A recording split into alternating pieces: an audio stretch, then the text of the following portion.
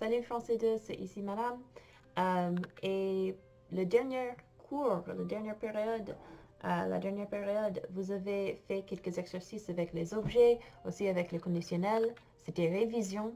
Aussi, le vocabulaire, c'est pour la plupart révision et ce n'est pas difficile pour vous. Donc, je pense qu'on va simplement continuer vers vocabulaire 2. Euh, parce que ce n'est pas quelque chose de très compliqué. Vocabulaire 2, c'est aussi révision. C'est simplement les étapes pour préparer pour un voyage. Et je sais que c'est un petit peu triste parce que c'est pratiquement illégal de voyager maintenant. Euh, mais on peut rêver un petit peu. On peut imaginer ce qu'on ferait pour un voyage. Donc, je suis à la page 358 et je vais très vite introduire quelques mots de vocabulaire. Hein. Donc, les étapes avant de partir en voyage, il faut s'informer sur Internet. Oui, ça c'est quand tu utilises Google, tu fais un petit peu de recherche pour savoir les informations importantes. Hein. Donc, s'informer, c'est un verbe réfléchi, c'est-à-dire si vous utilisez ça au passé composé, on utilise être, mais au présent, c'est conjugué comme je m'informe, tu t'informes, il, elle, on s'informe, et comme ça. Après ça, je me renseigne dans une agence de voyage. Ça, c'est quelque chose un petit peu âgé maintenant. De temps en temps, les personnes, ils font ça, mais pour la plupart, on utilise l'Internet et on décide sur nos voyages seuls. C'est quelque chose d'individuel, famille à famille, mais peut-être si vous avez besoin d'aide, vous utiliserez une agence de voyage. Aussi, il faut acheter un plan. Un plan, ça c'est comme une carte. Donc, ça c'est pour vous aider de ne pas vous perdre. Aussi, on fait des réservations. Oui. Ça c'est très important quand vous voyagez à Paris parce que sinon, vous n'allez pas avoir la chance d'entrer dans les musées, dans les catacombes, dans les quelques restaurants même. Donc, il faut avoir les réservations à Paris si vous voulez faire des choses touristiques. Sinon, ça va. De temps en temps, c'est important de changer de l'argent. Pour la plupart, maintenant, les pays autour du monde acceptent le crédit. Donc, les personnes arrêtent un petit peu de changer de l'argent. Mais c'est toujours cool de regarder les différences entre le dollar américain et les euros. Aussi, il faut faire la valise. Hein. Donc ça, c'est de collectionner les choses qu'on doit avoir pour voyager. Donc, par exemple, on a une liste à la page 359. Il faut avoir un pull, un appareil photo, un permis de conduire. Si vous voulez conduire, il faut avoir un permis, des lunettes de soleil, un passeport, une trousse de toilette, des chèques de voyage. Ça, c'est pas nécessairement quelque chose que vous avez besoin, mais c'est utile si vous les avez. Et un sac à dos. Hein? Les choses assez essentielles pour voyager dans la valise. D'autres mots utiles, on a faire une demande de visa, se faire vacciner, ça dépend de ton opinion, je suppose, mais se faire vacciner, louer comme une maison ou bien une voiture, partir en voyage. Donc voilà. Et vous voyez, dans Exprimons-nous, on a quelques phrases avec il faut que, et il faut que ça utilise. J'aime bien la silence. C'est le subjonctif. Hein? Donc, avec il faut que, on utilise le subjonctif. Vous voyez, il faut que je me fasse vacciner avant de partir au Sénégal. Et ça, c'est une bonne idée. Et donc, le reste, ce n'est pas quelque chose de nouveau. Vous comprenez, j'ai besoin de parce que j'ai besoin d'aide. Ou bien, comme vous voulez, madame d'aide. Il ne faut surtout pas, ce n'est pas quelque chose de difficile de prononcer, donc vous n'avez pas besoin d'aide avec ça, je pense. Donc, on va continuer dans le livre. Ok, jusqu'après le vocabulaire, à la page 360, il y a un exercice pour vous de faire. S'il vous plaît, la classe, faites exercice 25. Il faut écrire 5 phrases. 5 choses que tu dois faire avant de partir en Grèce. Oui? Donc, c'est peut-être une bonne idée de chercher un petit peu d'informations au sujet du Grèce. Donc, préparer pour ton voyage en Grèce. Et on continue. OK. Prochaine partie du chapitre, c'est une révision du subjonctif. Je pense que vous comprenez assez bien le subjonctif, mais je vais réviser très vite comment le former. Comme vous savez, le subjonctif, ça s'est formé avec le il, elle, à forme au présent, avec les verbes réguliers. Donc, si, par exemple, vous avez le verbe parler, conjugué pour il, elle, pluriel, c'est ça, parle. On fait comme ça. Et on ajoute les terminaisons subjonctives e, es, e, ions, iez, aint. Donc, si vous voulez conjuguer parler au subjonctif pour le sujet nous, ça serait nous parlions. Voilà. Mais souvenez que le subjonctif, ça c'est utilisé avec les phrases qui demandent le subjonctif, oui? Comme il faut que, il est essentiel que, je doute que, il est possible que. Donc, vous voyez que quelque chose qui est inclus toujours, c'est le que. Et aussi, dans C2, c'est la doute. Dans C2, c'est la nécessité.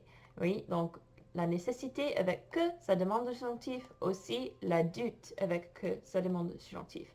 Il y a quelques autres choses qui demandent le subjonctif, comme l'émotion, le désir, les choses comme ça. Pour maintenant, je vais réviser tout ça seul.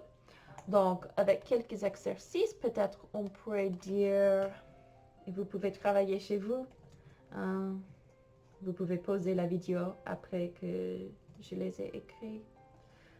Il faut que Roméo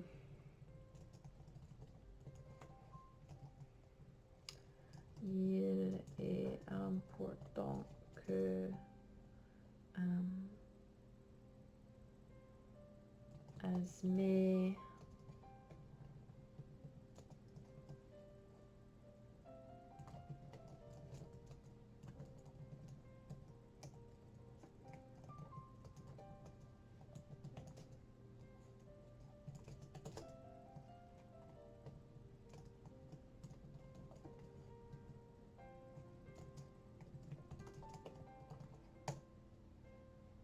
voilà.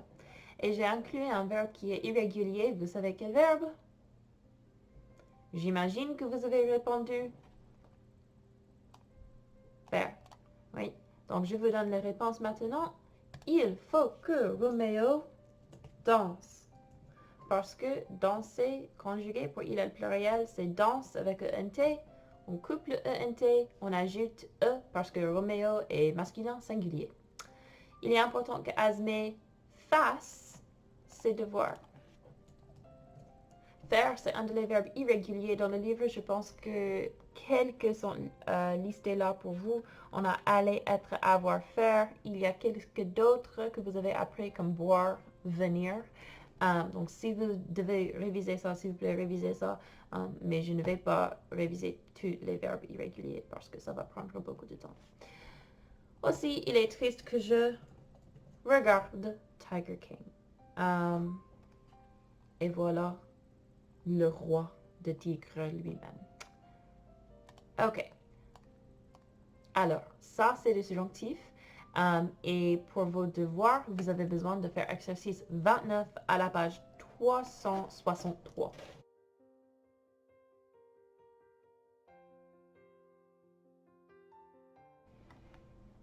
Et aussi, parce que notre région francophone, dans le chapitre 10, c'est le Midi, le sud de la France, ça inclut Nice. Et Nice, ça c'est une ville que j'ai visitée l'été dernier et j'ai quelques histoires. Alors, Culture Day moment. So, one story that I'm not sure that I've told you guys that is about my time in Nice is when I met someone who survived a really, really traumatic experience there that I don't know that you guys necessarily know about. So I've pulled up on the map where I was, and let's see if we can't drop ourselves down there. It's called Place de la Messina, or in English, Messina Square. I had met someone earlier that day, I think I've told you guys about this, who was planning on taking me to um, actual restaurants to get actual good food. And we were meeting, let's see if I can find it, at this fountain. If I can get closer, that would be great. Because I was quite literally on top of the fountain. This happened. I was sitting on the side waiting to meet that new friend because we didn't have each other's phone numbers or anything. We were doing it kind of old school, and we had just planned to meet up at this fountain at a certain time. So you can see it is indeed a statue of a naked man surrounded by horses. And I was just sitting, I was actually on the other side of this fountain. I was sitting on the side of the fountain, and the water wasn't going, which I didn't think anything of. I was just dying in the heat because it was very, very hot in France when I was there. And, you know, I'm just waiting for my new buddy to come and take me around and give me good food. And I was approached by this father and daughter. The father looked to be maybe about in like his mid-40s, and the daughter looked to be maybe somewhere between like 8 and 10. And they came up to me, and immediately I'm like, okay, these people are not French. He tried to speak French to me, and I swear I, not to judge the poor man, but it was so clear that he was English. I mean, I can't even do it. I can't do the accent he was trying to he was, I can't do it. I can't do it. It was Miles speaking French.